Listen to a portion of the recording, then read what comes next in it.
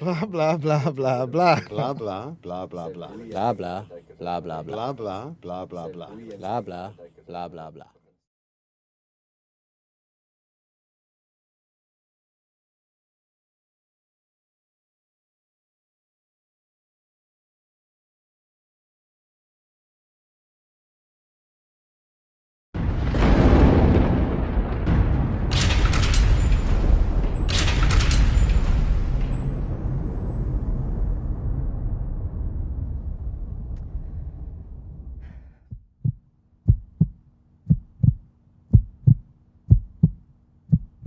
Have you heard? They say that slavery's been abolished. They say that it's been years since the chains have been broken, since the prisoners have been set free and their shackles demolished. But I've heard otherwise, and I've seen otherwise. So as one united community, we need to choose to come together to confront this sick and sad reality that is being fueled by man's depravity. We need to choose to shine a light on the lies that have been causing this injustice to thrive since the very beginning of time. This task will require zeal, courage, and humility to fight back effectively in this battle against slavery, because it's a man-made and modern-day tragedy that's stripping men of their sanity and women of their dignity. And if you don't believe me, just turn on the news. It's on every station. Girls are being raped and boys are being taken. It's time for us to wake up to the realization that millions of human beings are living as slaves in every single nation. This isn't some sort of petty crime. It's a global operation, a criminal force that's free from the limitations of both racism and discrimination. Whether you're Indian, American, African, or Asian, traffickers today don't care about your age, race, gender, or sexual orientation. They'll violate your rights no matter what the occasion. And while those victims are left standing in the shadows, wounded and weary, we continue to walk down the streets, abandoning the orphan, pointing fingers at the prostitute, and neglecting the needy. We perpetuate society's problems instead of trying to solve them by mindlessly cutting down the proverbial branches without intentionally pulling up the roots that have actually caused them. The real problems here aren't just a lack of education and global poverty, no. The root of the real problem here is found at the core of man's selfishness and immorality. It's a sin sickness, a deceitful heart, a broken spirit, and an exploited vulnerability. It's the wrong idea that marriage is dead and that sex is a commodity. It's the perverted belief that there's nothing wrong with buying and selling people or watching pornography. It's the twisted thought that some people think that some lives matter more than others when it comes to the concept of equality. This needs to stop, because this evil is real. This evil has a name, and this evil is alive, and until we do something about stopping the demand, the need for a supply will continue to thrive.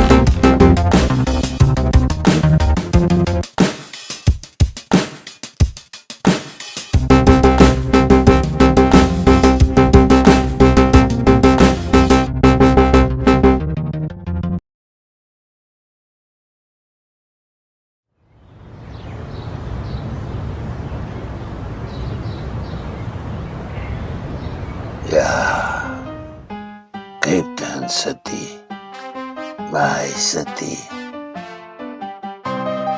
And I declare my city wide open to you, princes and princesses. kings and queens from anywhere else in the world but here. Please bring your foreign currency. My rands buy nothing.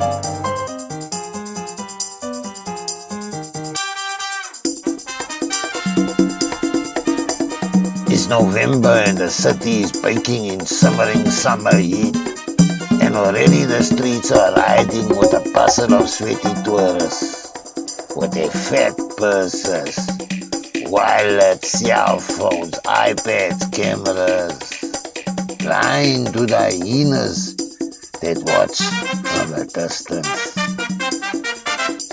At the foot of my mountain, in the bowl of my city, as its lights sparkle and pulse and throb high and light up the night sky, attracting awe, like mesmerized moths to a throbbing glow.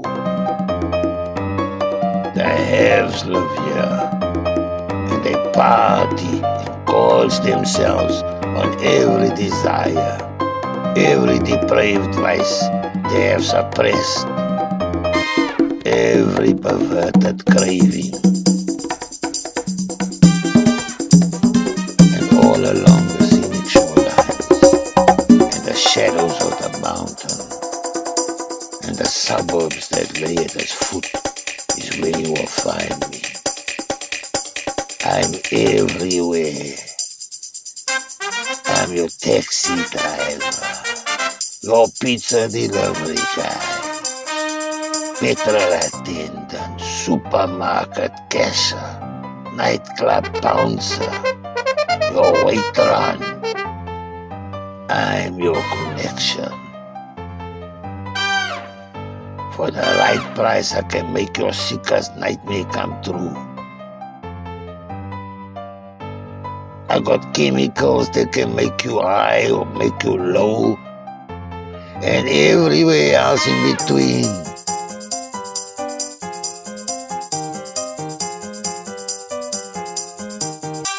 And for the right price, you can buy your pound of flesh. Women, men, boys, girls, any age, any race, any persuasion.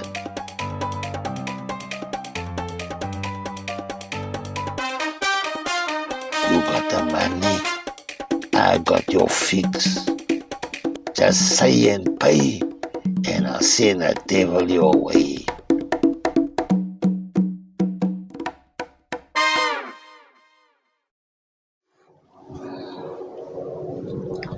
I was a lot lamiki in the family, the fifth child. By the time I came along, my parents were done parenting. They were too busy messing up their own lives.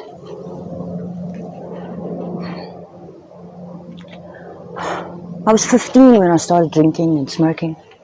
Just partying, just having a good time. You know? Then one night I met him. He came into the club. He was dressed so attractively. A lot of gold. Actually, looked like a rapper. Probably more like a pimp if I think about it now. He was very popular and he was buying everyone drinks. Everyone seemed to like him. So we got drunk and started chatting and went to his car afterwards and we just chatted. It was so funny. I fell for him.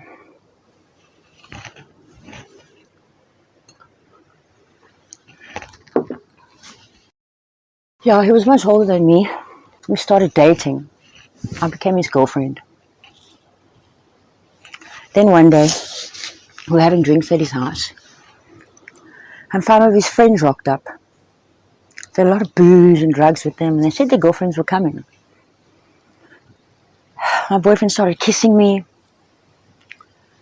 in front of them, and his hand went up my skirt. I was feeling embarrassed. I said, stop. He didn't stop. He kept pouring me drinks, pouring me vodka. He gave me his pipe and he told me to smoke it. I told him to stop and he got upset. I said, I'm sorry, and he got even more upset. And that's when he backhanded me. That was the first time that he hit me. Then he put some powder on the back of his hand and he told me to snort it. It wasn't coke. It was a date rape drug. I couldn't stay awake. I passed out.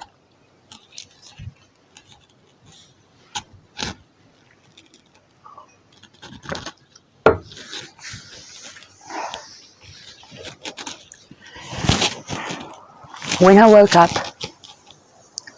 he and his friends were laughing at me. They were naked, laughing at me.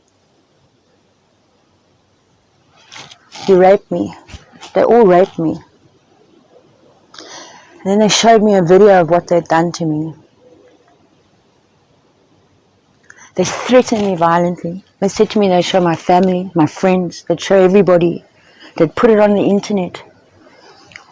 They said all I have to do was get out on the streets. The next day, I was on the streets, drugged up, numbed out of my head, selling my body to whoever. For him. For him.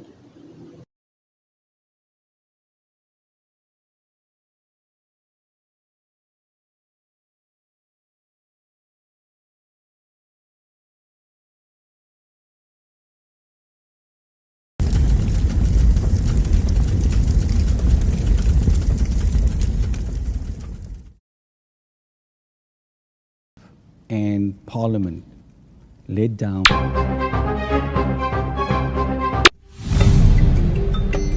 Rise it up, and the glory of God. If you don't put in these positions of responsibility, sensitive positions, people who have the wherewithal to do the right thing, you're going to suffer. We return to the news that's on every Cape Townian's mind right now. Last night's very peculiar scene that played out in the suburb of Milnerton, initially reported as a fire, led to the arrest of the head of the underground human trafficking syndicate kingpin, Papa Lolo. The latest investigative conclusion now confirms that the fire was the result of arson. In July this year, Papa Lolo's sentence was overturned. He had been convicted for trafficking 30 females between the ages of 12 to 18 and the attempted sale of 10 kilograms of powdered human albino bones to the Chinese triad. Mr. Lolo was acquitted of all charges due to the corruption of evidence, and he was released from custody. You see, today justice has prevailed. You see before you standing an innocent man. Papa Lolo is a free man. His accusers have proven none of their accusations. I'll always do what I do. Papa Lolo is a successful businessman, always ready to supply whatever you need. Last night, Papa Lolo was found naked and bound outside the burning warehouse. His hands had been superglued to his face. The excess glue compound had further corroded his face. South Africa's leading surgeon in facial reconstruction and corrective surgery, Dr. Elspeth Stander, had this to say. Nasal passages, ear and oral openings have had to be completely reconstructed as they were fused closed by the adhesive chemicals in the glue compound. We have completed several skin grafts and tissue regeneration surgeries, but the best that we can hope for is that of results similar to that of third-degree burn patients. Eyelids, lips, fingertips, all skin, but very different. Sensitive viewers are warned that this next footage may contain sensitive images. Lola was wearing a face mask connected to a container of a cocktail of hard narcotics. Mr. Lolo also had heroin and other chemicals force-fed into his bloodstream via several syringes. The superglue adhesive had also cemented his limbs to each other. Papa Lolo was in surgery for 6 hours. He is at present in custody and his condition is stable. We now go to our on-the-street reporter, Sulet Durant. Hi, I'm Sulet Durant. I'm your on-street reporter and I'm going about interviewing people about the well-known human trafficker, Papa Lolo. Do you feel safer now that Papa Lolo is behind bars? I think he should get the death penalty. And besides, where is the justice for my two sisters? Where are they? What has he done to them? Good day, sir. Do you feel safer now that a well-known human trafficker is behind bars? It's good that they can catch him and they must punish him on TV so all the criminals can see what happened to bad people. Do you feel safer now that Papa Lolo has been captured? I am glad that he was caught. I've got children and grandchildren that I pray for each and every day, as well as other people and their children as well, against all that's evil. Mr. September, do you think that the police have successfully shut down this human trafficking ring? See, these guys think that this whole justice system is a joke because what's happening is they've got enough money to buy the best lawyers and pay the biggest bails. But the issue isn't so much that the government can't nail them for anything. The issue is more that they're using the resources for the wrong reasons. They should be putting the money away and using it to catch these guys. Put a special task unit together to catch these guys. Well, maybe that'll work. Maybe that is the way to go in the future. In the Cape Flats, citizens have taken to the streets to protest about the inaction of the police against the high number of girls that are being trafficked. They are being trafficked from Mitchell's Plain and the surrounding areas. Hundreds of splinter groups of about 10 demonstrators from the local church and community groups will be coming together at the sports stadium. This mass protest is at the inability of the police to act. This is what local community leader Ingrid Abrams has to say. Save our women! Save our children! If the police can't save our children, we will. And you, Mr. Abrams, what do you think? What my wife tells me, I think. And you, Mr. Fransman, your thoughts on Papa Lolo's arrest? Papa Lolo's arrest. I actually have been reading about it in the papers. It's quite good. I mean, it's good that the cops got him, but the problem is, there's so much corruption. We don't know how deep it is and how far it goes. I mean, everyone's calling for more police and more police here in the communities, but that's not gonna help us, man. The police is just like the Red Cross in the war zone. They can go in, they can save people, they can rescue people, but they don't have the power to actually stop the war that's happening. And it's like a war here now. So how far is it going? It's like cockroaches to get a cat's caught him now, but tomorrow there's just another one. Sorry, man, I'll catch my taxi now. Thanks now. A stream of tears finding mischief through the mango trees. She come a patch of love light coloring the shade.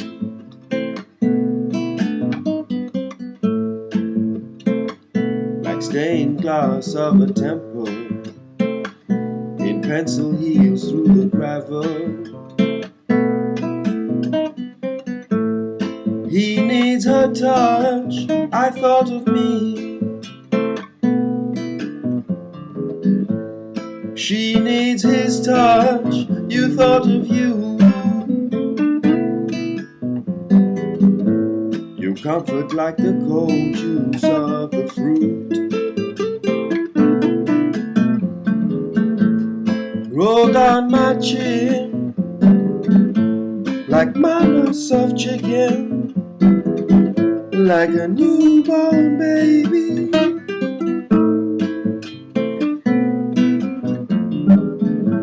We sit in a swing of branches, watching bubblegum papers blowing in the dirt. We are lizards basking in a patch of love.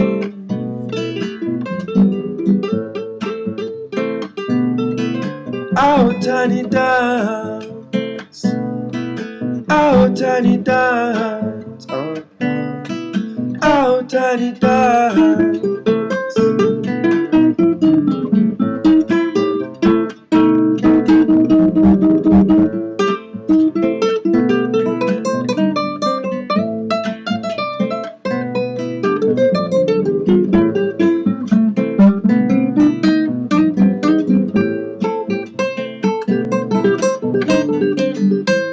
Before we roll from this grove, like a tricycle screaming home, we are a stream of tears, winding through the shade. We are a dream of tears, dancing in the light, the shade, the light, the shade, the light, the shade, the light, the shade, the light, the shade, the light, the shade, the light, the shade, the light, the shade, the light, the shade.